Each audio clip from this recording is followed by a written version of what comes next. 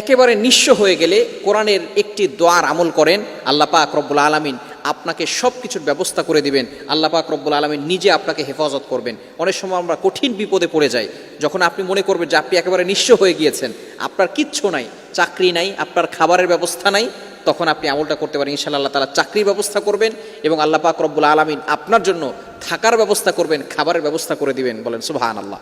এটা মূসা আলাইহিস সালাম এই আমলটি করেছিলেন। কোরআনের কারিমের ভিতরে চমৎকার একটি আয়াত, এটা আল্লাহ তাআলা কোরআনের ভিতরে কোট করে দিয়েছেন।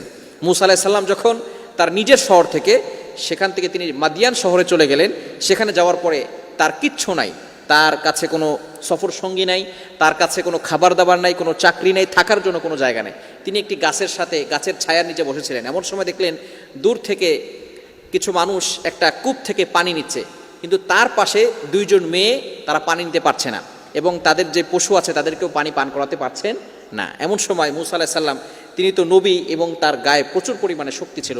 নবীদের গায়ে জান্নাতি যুবকদের 400 যুবকের থেকেও বেশি শক্তি থাকে। মূসা আলাইহিস সালাম তো জালিলুল কদর নবী ছিলেন, রাসূল ছিলেন। মূসা আলাইহিস সালাম সেখান থেকে গেলেন, যাওয়ার পরে সেই মেয়ে দুটির কাছে জিজ্ঞেস করলেন আপনাদের সমস্যা কি। তখন তারা বলতেছে যে এই লোকগুলো পানি নিচ্ছে, যার কারণে আমরা পানি নিতে যাচ্ছি না, কেননা তারা চলে গেলে তারপরে যাব।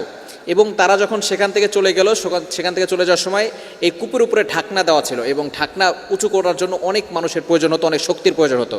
মূসা আলাইহিস সালাম একাই সেই উপরের ঢাকনাটা সরিয়ে দিয়ে সেখান থেকে তাদেরকে পানি নিতে সাহায্য করেছেন, সহযোগিতা করেছেন।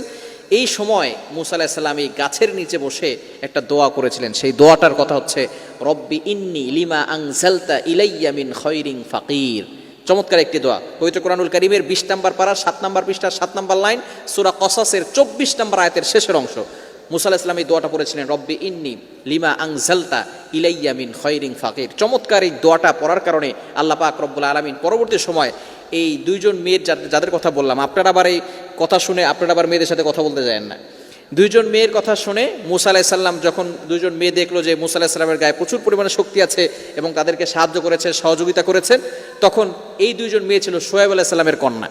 পরবর্তী সময় মূসা আলাইহিস সালামকে তারা নিয়ে যাওয়ার পরে শোয়েব আলাইহিস সালাম তাকে থাকার জায়গা দিয়েছেন, খাবারের ব্যবস্থা করে দিয়েছেন এবং শোয়েব আলাইহিস সালামের মেয়ের সাথে বিবাহ হয়েছে। সুতরাং বোঝা গেল এই দোয়াটা হচ্ছে এমন একটা দোয়া, যেই দোয়ার কারণে আপনি থাকার জায়গা পাবেন, এমনকি চাকরি ব্যবস্থা হবে, এমনকি বিয়েরও ব্যবস্থা করে দেবেন আল্লাহ পাক রব্বুল আলামিন। এজন্য যারা একেবারে নিঃস্ব হয়ে গিয়েছেন তারা এই আয়াতের আমলটি করতে পারেন। সূরা কসাসের 24 নম্বর আয়াতের শেষের অংশ, রব্বি ইন্নী লিমা আনজালতা ইলাইয়া মিন খায়রিন ফাকির। এই দোয়াটা যত বেশি পড়বেন আল্লাহ পাক রব্বুল আলামিন তত বেশি আপনাকে দারিদ্রতা থেকে মুক্ত করবেন এবং সকল ধরনের বিপদ থেকে আল্লাহ পাক রব্বুল আলামিন হেফাজত করবেন। দোয়াটির অর্থ হচ্ছে, রব্বি, হে আমার রব, ইন্নী লিমা আনজালতা ইলাইয়া মিন খায়রিন ফাকির, আপনি আমাকে যে সাহায্য করবেন, সাহায্য আমার উপরে নাজিল করবেন, আমি তার প্রতি মুখাপেক্ষী। অর্থাৎ আপনি আমাকে যেটা দিবেন আমি তার প্রতি মুখাপেক্ষী অবস্থায় আছি। এটা যদি আপনি আল্লাহর কাছে করতে পারেন, আপনি ফজর নামাজের পরে পড়বেন, 5 ওয়াক্ত নামাজ অবশ্যই পড়বেন, নামাজ পড়লে কিন্তু ফায়দা হবে, নামাজের পরে আপনি দোয়াটা বেশি বেশি পড়বেন। এছাড়া আপনি যখন মনে পড়ে আপনি একেবারে নিঃস্ব অবস্থায় আছেন, আপনার কোনো কাজবাজ পাচ্ছেন না, কোনো চাকরি হচ্ছে না, আপনি তখন আমলটি করতে পারেন। ইনশাআল্লাহ আল্লাহ পাক রব্বুল আলামিন আপনাকে সাহায্য করবেন এবং সকল প্রকার বিপদ আপদ থেকে আল্লাহ পাক রব্বুল আলামিন হেফাজত করবেন।